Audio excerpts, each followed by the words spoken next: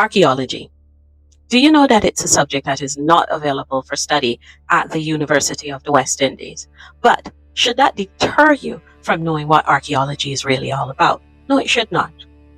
Archaeology is not just about digging up the past. Archaeology is about artifacts, and there are aspects of archaeology, such as anthropology, that tell the story of human life, about an era that many of us don't want to face: slavery. The byproducts of it linger on here in Barbados. They are plantation houses, windmills, slave codes, and the things that we see daily in our living that remind us of our very hard past. But how do we take that and transmute it into something positive? Archaeology. Many of you have artifacts in your home. You may not view it as something of significance, but it is part of the archaeological record that you can keep for yourself. Then there is landscape and spatial archaeology, where we look at the landscape and what that landscape has done. Let's use Newton burial ground for an example. At Newton, there are approximately 570 buried enslaved. Among them is one particular woman, buried in what is known as a prone position, face down with her mouth into the earth. The perception from an archaeological and anthropological point of view is that she was a witch, and therefore she was buried that way by her own people because they viewed what she did as being bad. But with the Caribbean person telling the story of our people, that narrative can change. How so? Maybe she used to use her spiritualness and the slave masters silenced her. You see where I'm going with this? Very good.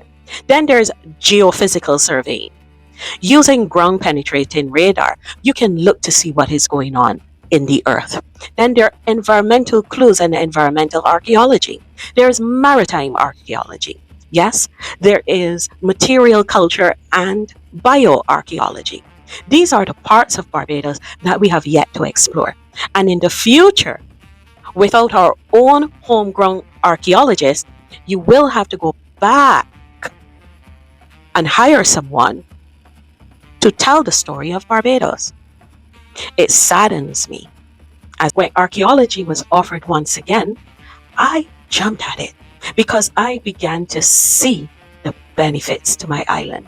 But when I traveled to Boston and I saw how archaeology can be used, ceramic pipes, the whole subjects of ceramics. Now, let me show you. This is a ceramic chattel house. This is part of an archaeological record.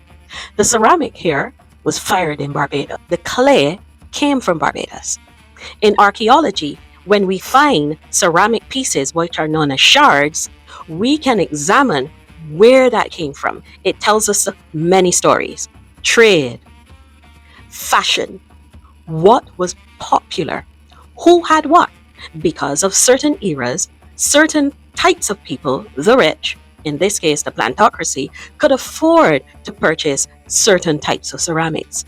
So archaeology also tells the story of the movement of economics. Let's use this pot. It looks familiar? A regular brown pot. Many of you probably threw these out and say, oh, these are ugly brown pots. But within 50 years, this is going to be an archaeological artifact of value because it tells a story of an era, mostly the 70s and 80s. But that now is an era that many people are wishing to go back to. Archaeology helps us to confirm the historic narrative. And in your own space, as Caribbean people, as Barbadians, as Bajans, when you have your own people telling your story, telling the story of the monkey pot, telling the story of how your landscape was shaped and what is going on in your own island, you get to be in touch with those people who are telling your story. Without your own homegrown archaeologists and historians, you are left to import the narrative. And who better to tell your story than the people who love your island?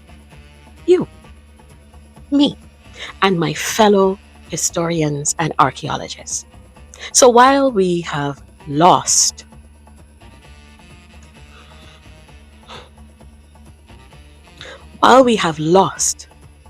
the opportunity to further our studies in archaeology, we haven't lost our passion.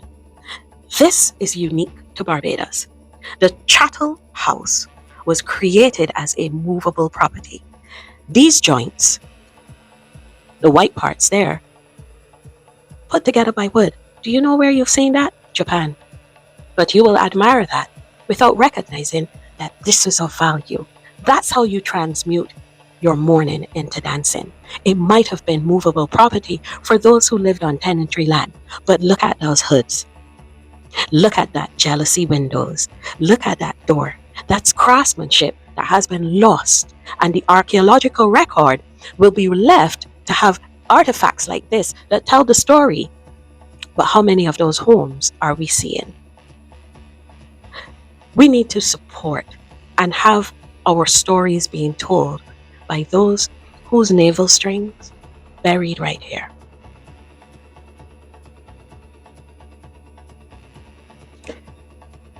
I'm the 246 historian.